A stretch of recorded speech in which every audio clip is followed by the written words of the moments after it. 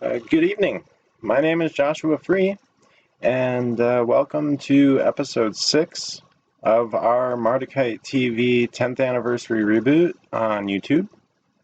The current emphasis of this series is basically reintroducing our groundbreaking foundation work to both a new generation of truth seekers and those who are just now discovering our specific style of esoteric, mystical, spiritual, archaeological research, and also tradition revival. Starting with a return to the source, as we call it, which is a true and faithful revelation of ancient Mesopotamian mysteries, such as the world has never seen before, at least not for many thousands of years. And to the name of this ancient Mesopotamian, or specifically Babylonian, systemology, we have revived the name Mardukite to distinguish us from other factions or revivals in the New Age today, and from other medias in the mainstream that relay similar topics.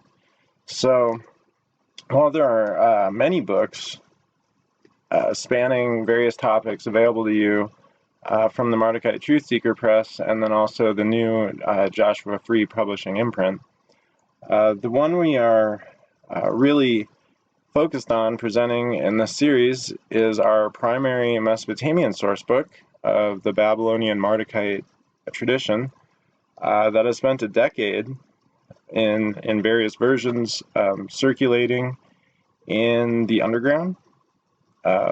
And it's now completely revised, re-edited, completely revisited for a 10th anniversary collector's edition hardcover release, the Necronomicon the Anunnaki Bible. And this prestigious work is revealing the oldest writings on the planet. It's available from all mainstream book sources around the globe for the first time, and in this amazing new hardcover format that is sure to become a primary treasure of your own personal library. I'm sitting here reading ancient records of Assyria and Babylonia, and it occurs to me that a lot of people are still very unfamiliar with Mesopotamian paradigms and the history associated with them. It's not as accessible to people.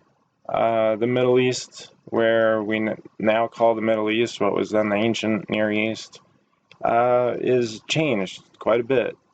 Over thousands of years, gone from control from the Sumerians, Assyrians, Akkadians, the Babylonians, the overrun by the Persians and the Greeks, later the Arabs, Muslims, Islamic forces, and has turned into a long forgotten, much misunderstood aspect of ancient history where we've all originated from, and also today.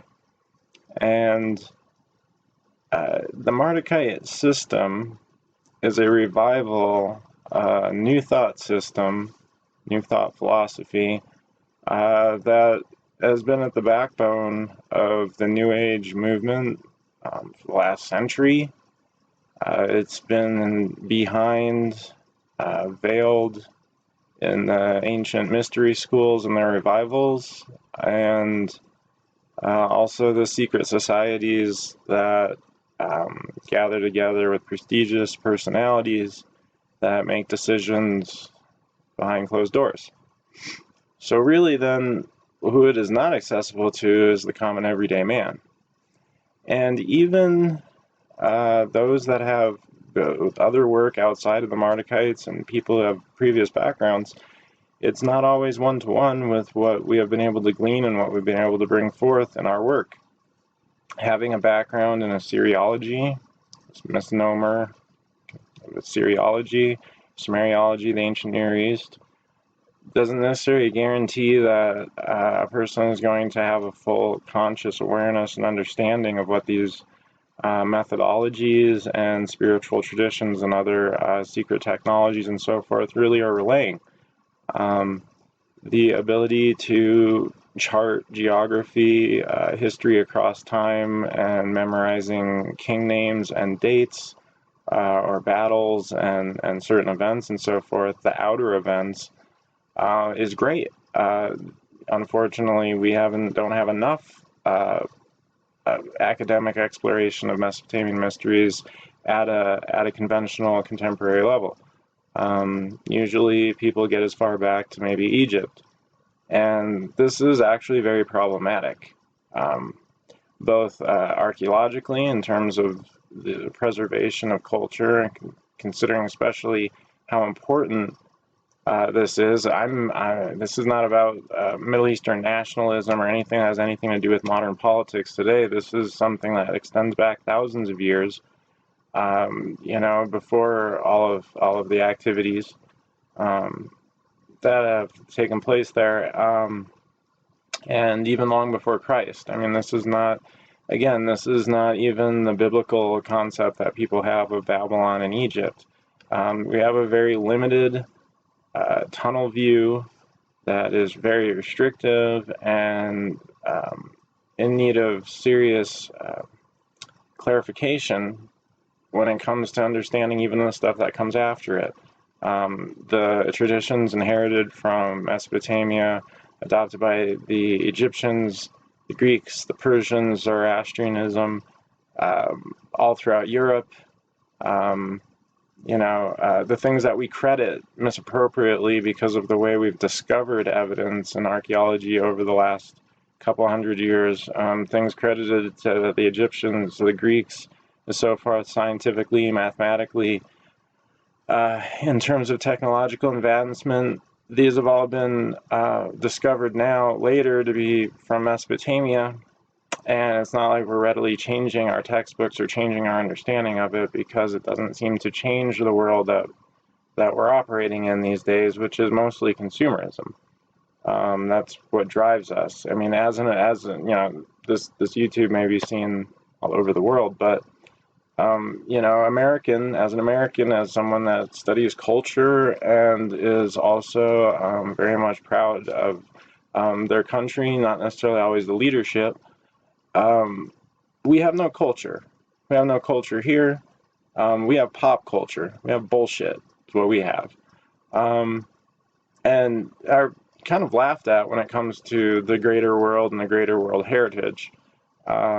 We have it embedded deep within, but even the manner in which America was developed is so controversial, and the ancient sites and so forth, the way that they've been handled here, we won't even get into that. So really, it's about going back to the source information, which is so easily lost and so usually not understood. So we have academicians, those in academics, those with scholarly backgrounds in this that have their own interests or whatnot, but they tend to study it or teach it or go about their work involving it and then go back to their everyday life. People who work with tablets in the museums or artifacts and so forth, that not all of them are interested in the actual physical applications of anything or actually reviving or carrying any of these systems out. As far as Mesopotamian or Mardukite Babylonian. So we are the Mardukite Chamberlains, Mardukite Truth Seeker Press, myself, the work that's been done. We are firsts in this. We are the first in bringing this forward and developing it as a working system and methodology for contemporary everyday life that applies all across the board, whether it's our studies of our understanding of the world around us, our understanding of our past, our understanding of where we're going scientifically, technologically, spiritually. So it's a paradigm, and it's the oldest and most widest encompassing. And it has been copy and pasted so many times that we don't need to do that. That is not what we're doing. That is what makes our work so unique and groundbreaking. You know, the most questionable aspect of it being, of course, the title Necronomicon. However, given what that term means and how it has been relayed in the mainstream, we've already covered videos about that in this series about the use of the term. So really, moving beyond, judging the book by the cover, by the title, whatever, we're talking about the content now. We're talking about what our work actually represents, what we've been doing, and I've been actively trying to get this, to a point of public mainstream since the 90s. I didn't actually make a public inception of founding the Mardukites until 2008, and it wasn't until 2009 that I began work on the Necronomicon Anunnaki Bible, which originally was released in several installments. Even the original one, titled simply Necronomicon by Joshua Free, was only one of the installments. This current anthology includes all of the core work for the Bible, which is a collection of tablets that was originally released over 7 discourses, 7 different books put into one for Necronomicon, the Anunnaki Bible. So this is the main source book for our, not only the revival system and tradition that we call the Mardukite Chamberlains, but also the basis for several other books that came thereafter. So to explain further, we're talking about the Mardukite Chamberlains, the development of the Mardukite systems, and the reintroducing of the Mardukite paradigm as a basis for a modern pursuit of esoteric truth. So, what are the Mardukites? What is the Mardukites? I mean, people understand maybe the term Babylonian, Mesopotamian, but what our specific work is the oldest methodology in existence, the oldest systemology in existence, and then the true knowledge, not just knowledge and coming up with vocabulary and feeling all intelligent because we can memorize a bunch of made-up words. The true knowledge that has actually been cherished by a chosen few throughout the ages. This has been passed down. And even though we are using mainstream or widely broadcast medias even today to relay it, it doesn't matter. It does not take away from the esoteric or hidden aspect of this work, because in spite of the many being able to have access to the information, the understanding of it, the comprehension of it, and the practical use of it has been restricted to very few people out of the whole at all points in time. It just naturally operates that way. There are a chosen few at any given moment that are able to access and then, of course, understand material. So it has never been something that was widely or mass understood by everyone on the planet. We all experience certain phenomenon, certain external events, but that goes back to what I was saying about the difference between exoteric and esoteric archaeology or Assyriology or studies, is that the knowledge and the words can be put out there for everybody. That has no sway on the actual comprehension. And this is important because this is what people have been debating about in their systems and traditions forever. Because all of the different methodologies that have come later, all of the systems, the religions, they all contain certain esoteric teachings that go back to the beginning, that were not even understood by the people that accepted or participated in these systems or traditions. So this is not a new thing that we that is misunderstood, or that it is esoteric, or that it seems that few are going to understand the magnitude of what it is, because this is how it has always been. And what the Mardukite tradition does is it contains many gleanings, many hints, many truths, which can be found then later in all of the religious philosophies and spiritual systems and mystery schools and so forth that come afterwards, which gives us an advanced perspective, or a significantly accelerated, more evolved ability to understand all of these systems that came later, instead of working our way back. By understanding the ways in which the ancient Mesopotamians cataloged and systematized their understanding of the world, we are better able to understand how everyone else has been able to reinterpret that as civilization progressed. It's like a master key, as opposed to trying to look back at each of the individual ones in exclusion to each other, and trying to figure out what they were suggesting by their interpretation of these truths, and then their expressions of them with their own unique cultures or symbols or language. So this magical flame, this flame of knowledge, the torch of truth, it's gone by many names over the ages, has been passed forth. And so the Mardukite work, which I've been directing specifically under the brand Mardukite for the past 10 years, more than 10 years now, is a reflection of this. Things that I have been able to glean, access, and put forth in a way that works. And that's the key in all this, is that it works, and that it is true and faithful to the original mystery school from which it is developed from.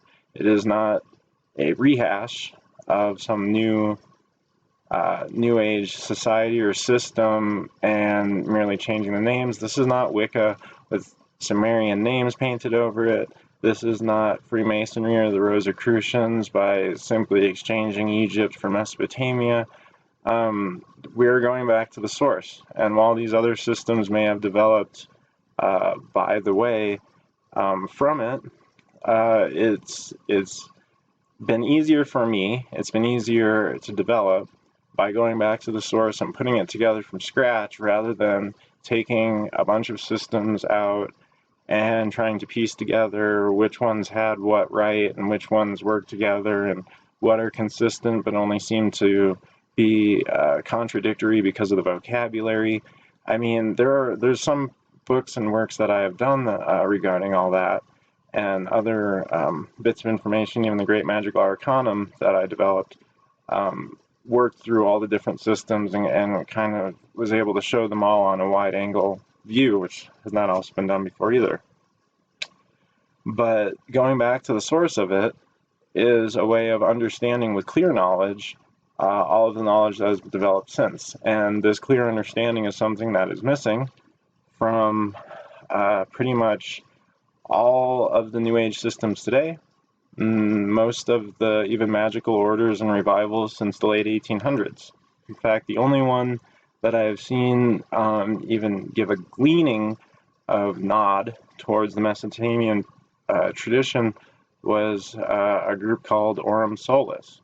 Because I've been involved with and ducked and weaved through many different systems and traditions and orders and schools of thought since the mid-90s.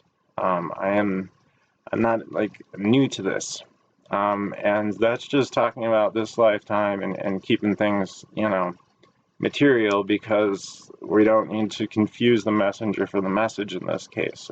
The work here is historically validated, and we don't need to go any farther down that more metaphysical realm as far as its justification. Okay, these aren't channeled writings. This isn't a bunch of fanciful science fiction. This is flesh and blood, real tablet archaeology, museum artifact type work that is very quickly disappearing. Our access to the physical remnants, the physical evidence is vastly disappearing. And it seems that there's been enough controversy and conspiracy over keeping it hidden and people not having access to it as it is. Now we're having issues with its utter just obliteration and destruction. So what we are doing with the Mardukite tradition is basically keeping it real, keeping it alive. Does that mean that we are studying this in exclusion to all other things? Absolutely not. That's the whole point. The whole point is that it is a universal system and a universal exploration that many people later apply to whatever flavors are specific to their interests. Among my own council of people that I've worked with more individually in the last decade, and a lot of the readers that we even have, and other interested parties. These are people from all walks of life, from all different traditions, all different paths, that take this with them onto their path, whatever that may be. So this is not a replacement or a cult or some kind of way in which by adopting this you're taking this in exclusion to whatever other work and philosophical studies that you're doing. Ancient writers have carefully placed bits of this esoteric truth among writings of wide circulation all across the board, all across the globe, but knowing only those with the key could actually understand all this. And so no matter where you are coming from, it is important to access that master key, which the Mardukite Chamberlains do provide. Necronomicon, the Anunnaki Bible, allows a person to have access to the oldest library on the planet. This was kept in Babylon, this was kept in Nineveh, this was kept by the oldest and most powerful empires and their rulers. And the information that it has was not only used to shape and manifest reality and civilization as we even know it today, but those systems specifically are still with us.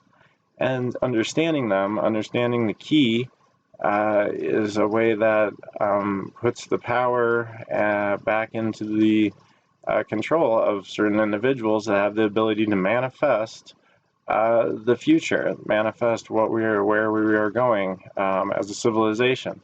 And having this true knowledge is not only develops personal abilities, personal developments, and other things, but is going to help direct the consciousness of the planet in a wider scope than we've already even seen, including efforts by the New Age movement. So that is what we are here to do. And the path is specifically concerning the Mardukite Chamberlains, because we have a diverse amount of work out there, work that we're continuing to do even behind the scenes and also being published. But Necronomicon, the Anunnaki Bible, is a place to start, especially if you're looking into what we're doing, what our work is. And the 10th Anniversary Collector's Edition hardcover is an amazing achievement of our publishing abilities, because we are able for the first time to not only offer it in hardcover to anyone on the planet, which originally was only available exclusively through us to our private networks, but is also available for the price of our previous paperbacks. So I mean, it's more widely accessible now than ever before, and I encourage you specifically to take a look.